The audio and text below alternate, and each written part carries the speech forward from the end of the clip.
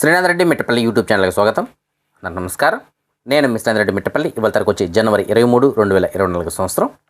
ఇవాళ ముఖ్యాంశాల్లోకి వచ్చినట్లయితే నేటి వీడియోలో మనం చెప్పుకున్నాం కదా, కువైట్ ఇంటర్నేషనల్ ఎయిర్పోర్ట్ దగ్గర భద్రతా అధికారులు అనగా పోలీసు వాళ్ళు ఒకరినొకరిని కొట్టుకున్నారు అని చెప్పేసి. సో దీనికి సంబంధించిన వీడియో వైరల్ అయిన తర్వాత కువైట్కి సంబంధించిన అంతర్గత మంత్రిత్వ శాఖ వాళ్ళు దీనిపైన స్పందించారు. అంతర్గత శాఖ వాళ్ళు ప్రస్తుతానికి ఆ వ్యక్తులపైన చర్యలు తీసుకోవడం జరిగింది. సుమారుగా 6 భద్రతా సిబ్బందిని విధుల నుంచి తొలగించారు. ఇందులో ముఖ్యంగా ట్రాఫిక్ డిపార్ట్మెంట్కి సంబంధించినటువంటి ఒక పోలీసు కారణంగా ఈ గొడవ అనేది ప్రారంభమైనట్టు. దాని తర్వాత పోలీసు వాళ్ళు ఈ ఎయిర్పోర్ట్కి సంబంధించినటువంటి భద్రతాధికారులు అలాగే ట్రాఫిక్ సంబంధించిన పోలీసు వాళ్ళు ఒకరినొకరు కొట్టుకోవడం జరిగింది. సో ఆ కారణం చేత 6 ప్రస్తుతానికి విధుల నుంచి తొలగించినట్టు తెలియజేస్తున్నారు. కువైట్లో యాక్చువల్లీ ప్రజలకు భద్రత కల్పించాల్సినటువంటి పోలీసులు ఈ విధంగా ఒకరినొకరు కొట్టుకోవడం వల్ల కువైట్కే చెడ్డ పేరు వస్తున్న ఉద్దేశంతో ప్రస్తుతానికి ఈ చర్యతనగా తీసుకున్నారు. ఏదైనప్పటికీ నిన్న గొడవ పడినటువంటి 6 పోలీసులని విధుల నుంచి తొలగించారు. కువైట్కి నకిలీ పాస్పోర్ట్ తోటి ఎంటర్ అవ్వడానికి ప్రయత్నం చేసినటువంటి ఒక డాక్టర్ని కువైట్కి సంబంధించినటువంటి భద్రతా అధికారులు అదుపులో తీసుకున్నారు. దీనికి సంబంధించిన వివరాలను మనం చూసుకున్నట్లయితే ఈజిప్ట్కి సంబంధించిన ఒక డాక్టరు గైనకాలజిస్ట్ అయితే ఆయన ఏం చేశాడంటే కువైట్లో ఎవరైతే మాదద్రవ్యాలకి అలవాటు పడి ఉంటారో అలాంటి వారికి చికిత్స నిమిత్తం అని చెప్పేసి ఒక క్లినిక్ని ఓపెన్ చేశాడు ఉద్దేశపూర్వకంగా ఈజిప్ట్లో. సో అతను అక్కడ ఈ కువైట్లో సంబంధించిన పౌరులు ఎవరైతే ఏ విధంగా మాదద్రవ్యాలకి అలవాటు పడి ఉంటారో అలాంటి వారికి ట్రీట్మెంట్ అయితే అందించడం జరుగుతుంది. అయితే అందులో కొంతమంది నేను ముఖ్యంగా టార్గెట్ చేయడం జరిగింది.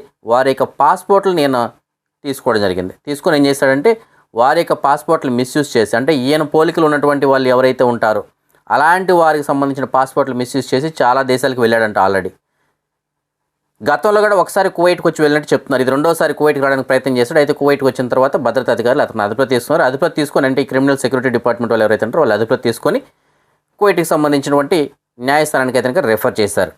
ప్రాసిక్యూషన్కి రెఫర్ చేయడం జరిగింది. సో చూడండి అతను ఎంత అంటే కువైట్కి సంబంధించిన పౌరుడిలాగా నటించి కువైట్లోకి రావాలనుకున్నాడు. ఆల్రెడీ ఒకసారి వచ్చి వెళ్ళాడు, మరి ఏ విధంగా వచ్చి వెళ్ళాడో తెలియదు. ఇది రెండోసారి దొరికిపోయాడు. సో గతంలో కూడా చాలా దేశాలకు ఈ విధంగా వెళ్ళి వచ్చినట్లు పాస్పోర్ట్ని మిస్యూజ్ చేసినట్టు తెలియజేస్తున్నారు. సో ఇతనిపైన చట్టపరమైన చర్యలు తీసుకోవడం కోసం ప్రస్తుతానికి ప్రాసిక్యూషన్కి అయితే రెఫర్ చేశారు. కువైట్కి ఈ మధ్య కాలంలో అక్రమంగా మాదద్రవ్యాలను తీసుకొస్తున్న వారి సంఖ్య అయితే ఎక్కువ అవుతుంది. అయితే కువైట్కి సంబంధించిన భద్రతా అధికారులు కావచ్చు అలాగే కస్టమ్స్ అధికారులు ఎప్పటికప్పుడు వాటిని నివారిస్తూ ఉన్నారు. ఇందులో భాగంగా కువైట్లోని షువేక్ పోర్ట్లో అక్రమంగా కువైట్కి వస్తున్నటువంటి ఇలాంటి మాదద్రవ్యాలని అదుపు తీస్తున్నారు. అది ఎలాగనేసి అంటే ఒక ఖాళీ డీజిల్ ట్యాంకర్ అయితే వస్తుంది. అయితే ఆ ట్యాంకర్ లోపల చాలా సీక్రెట్గా సుమారుగా 2,60,000 బ్యాగ్స్ ఈ మాదద్రవ్యాలకు సంబంధించిన అంటే కువైట్లో నిషేధించబడినటువంటి పొగాకు ఉత్పత్తులు, మన భాషలో చెప్పాలంటే ఈ తంబాకు అంటారు కదా, సేమ్ అలాంటి ప్యాకెట్స్ని సుమారుగా 2,60,000 ప్యాకెట్స్ని తీసుకొస్తుండగా వాటిని వాళ్ళు పట్టుకోవడం జరిగింది. సో ప్రస్తుతానికి దానిపైన కేసు నమోదు చేస్తారు. అవి ఎవరి కోసం వస్తున్నాయి ఏంటనేది ఇంకా దర్యాప్తులు అయితే తెలుస్తుంది. సో ఏదైనప్పటికీ చూడండి 2,60,000 ప్యాకెట్లు అంటే ఎంత మొత్తంలో కువైట్కి వస్తున్నాయి ఒకసారి. కువైట్కి సంబంధించినటువంటి జనరల్ ట్రాఫిక్ డిపార్ట్మెంట్ వాళ్ళు అందిస్తున్న సమాచారం మేరకు కువైట్లో చాలామంది రెక్లెస్గా డ్రైవింగ్ చేస్తున్నారు.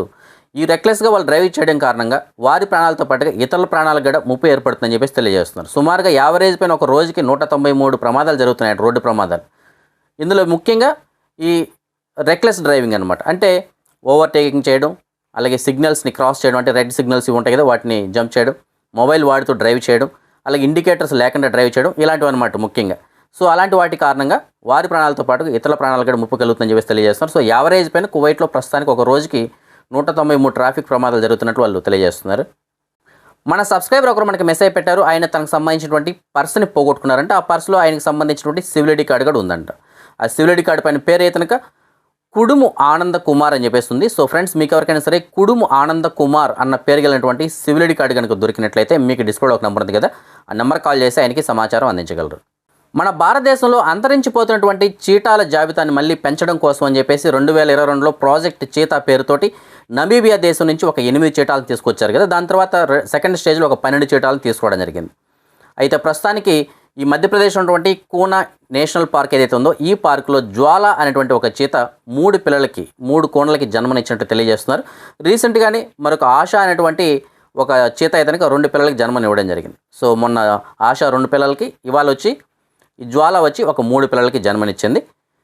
అయితే గతంలో ఈ నమీబియా నుంచి చీతాలను తీసుకొచ్చిన తర్వాత 7 పెద్ద చీతాలు అలాగే 3 పిల్లలు అయితే ప్రాణాలు కోల్పోయాయి. సో ప్రస్తుతానికి మాత్రం ఈ పిల్లలు రావడంతో మళ్ళీ వీటి సంఖ్య అయితే పెరుగుతుందని చెప్పేసి ఒక ఆశాభావం అయితే వ్యక్తం చేస్తున్నారు. అదే మనం ఈ మనీ ఎక్స్చేంజ్ విషయానికి వచ్చినట్లయితే ప్రస్తుతానికి ఒక కువైట్ దినార్ మన భారతదేశం రూపీస్లో సుమారుగా $270.05 ఉంది.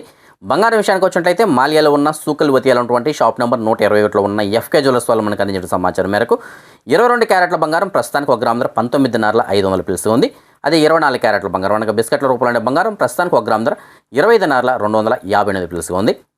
మన సబ్స్క్రైబర్ ఒకరు మనకి జహరాలోని గసర్ ప్రాంతం నుంచి మెసేజ్ పెట్టడం జరిగింది. మన తెలుగు వారికి సంబంధించిన మతంలో పనిచేయడానికి ఒక టిఫిన్ మాస్టరు, అలాగే మెయిన్ వంట మాస్టర్ ఒకరు, అలాగే కిచెన్ హెల్పర్ ఒకరు కావాలని చెప్పేసి తెలియజేస్తున్నారు. సో మీకు ఎవరికైనా ఇంట్రెస్ట్ ఉన్నట్లయితే మీకు డిస్ప్లే నేను వాళ్ళకి సంబంధించిన నెంబర్లు ఇస్తాను. ఆ నెంబర్లో కాల్ చేసి పూర్తిగా కనుక్కొని మీకు నచ్చితే వెళ్ళచ్చు. సో ఇవే ఫ్రెండ్స్ ప్రస్తుతానికి ఉన్న అప్డేట్స్. ఫ్రెండ్స్ మీరు కనుక ఇంతవరకు మన ఛానల్ని సబ్స్క్రైబ్ చేసుకోకుండా ఉంటే సబ్స్క్రైబ్ చేసుకొని, అలాగే మీకు తెలిసిన ఫ్రెండ్స్కి కూడా మన వీడియోని ఫార్వర్డ్ చేసి వాళ్ళని కూడా సబ్స్క్రైబ్ చేసుకోమని చెప్పండి. అప్పుడే మనం పెట్టిన డైలీ వీడియోస్ సంబంధించిన అప్డేట్స్ మీకు అప్పటికప్పుడు నోటిఫికేషన్స్ కింద అందుతుంటాయి. రేపు రాత్రి 9 గంటలకు వచ్చిన వీడియోలో మరిన్ని అప్డేట్స్ కలుసుకుందాం. అందరికీ సెలవు. జై హింద్.